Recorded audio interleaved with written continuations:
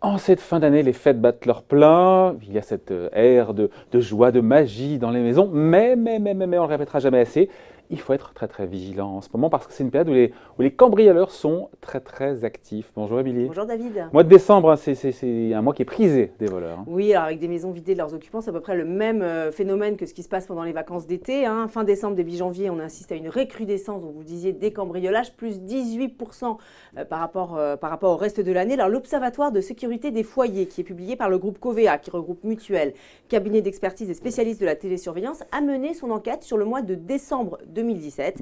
249 000 logements ont été cambriolés sur cette période, soit 683 cambriolages par jour, donc un cambriolage toutes les 2 minutes quand même. Alors évidemment, les voleurs, ils sont à l'affût de cadeaux emballés, qui sont neufs et donc facilement revendables. Cadeaux qui sont d'ailleurs souvent stockés à l'abri des enfants, donc stockés par exemple, on va dire dans des cabanes ou des garages, donc facile d'accès pour les cambrioleurs. Et puis même quand les cadeaux ont été déballés, parce que c'est le cas, là, Noël est passé, mais même quand les cadeaux ont été déballés, ils restent très prisés car bien sûr, ils sont en parfait état, tout neufs, et donc très facilement revendables, notamment sur le net. Pardon pour cette question, mais le hit parade des objets les plus volés, c'est quoi? Oui, alors rien de très original, David, mais les bijoux sont toujours très prisés des cambrioleurs, avec 46% des objets volés. Alors étonnamment, la high-tech n'arrive que loin derrière. 29% des objets dérobés sont des ordinateurs, des smartphones ou encore des tablettes tactiles, mais ça devrait sans doute évoluer. Et puis 27%, c'est du matériel IFI, 25% de l'argent liquide et enfin 13% des vêtements. Donc les vêtements intéressent un petit peu moins les voleurs. Il faut savoir également, David, que plus votre logement est grand, plus vous avez une chance de vous faire cambrioler. C'est mathématique. Voilà, écoutez, le risque de cambriolage, il est de 25% pour une surface supérieure à 100 m² et de 30% pour une surface supérieure à 150 m². Petit bémol, si vous avez un gardien de votre immeuble, cela dissuade les cambrioleurs.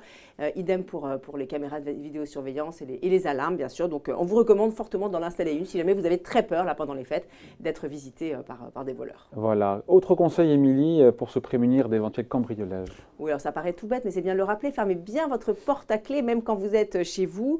Choisissez de bonnes cachettes pour vos objets de valeur. Évitez, par exemple, les salles de bain ou la chambre à coucher, parce que c'est là où les cambrioleurs se rendent en priorité. Si vous n'êtes pas chez vous le soir de la Saint-Sylvestre, eh bien, pensez à fermer vos volets et laissez une petite lumière, on ne sait jamais que les voleurs pensent que vous êtes chez vous, que vous reviennent chez vous. Enfin, vérifiez bien vos contrats d'assurance et vos garanties pour vérifier que vous êtes bien couvert en cas de cambriolage. Bon, Émilie, si jamais d'aventure, malheureusement, ça devait m'arriver, si je me faisais visiter, enfin si mon appartement, ma maison se faisait visiter, soyons précis, parce que ça n'arrivera pas, qu'est-ce que je fais? Alors, quelques réflexes tout bêtes. Déjà, évidemment, il faut contacter la police et la gendarmerie. Faites le 17 pour qu'ils viennent sécuriser les lieux et constater l'infraction. Mais avant leur arrivée, surtout ne touchez à rien, ne mettez pas vos petits doigts partout parce que vous risqueriez d'effacer les traces des cambrioleurs. Donc, les empreintes. Voilà, les empreintes pour les besoins de l'enquête. Une fois les investigations terminées, évidemment, faites une liste des produits qui vous ont été dérobés. Essayez de retrouver toutes les factures et les photos qui prouvent que vous aviez ces objets. Et puis, bien sûr, déposez plainte auprès de votre commissariat le plus proche, et ce, même s'il y a juste eu une tentative de cambriolage. Il faut quand même porter plainte. Et pour gagner du temps, vous pouvez même le faire sur Internet, David, sur le site préplainteenligne.gouv.fr. Le site s'affiche en bas de votre écran. Ça vous fera gagner beaucoup de temps. Vous n'aurez juste qu'à faire signer votre plainte au commissariat une fois qu'elle sera remplie par vos soins. Donc, ça fera gagner beaucoup de temps. Et puis, dernière étape, bien sûr, envoyez votre dossier avec la plainte, les photos, les factures à votre assurance en recommandé avec accusé réception. Mais on espère que tous ces conseils ne vous seront pas utiles parce qu'on vous souhaite bien sûr de très belles fêtes de fin d'année, sereines et sans cambriolage surtout. Voilà, les bons conseils d'Émilie donc pour ne pas se faire visiter pendant les fêtes de fin d'année. Merci Émilie. Bye.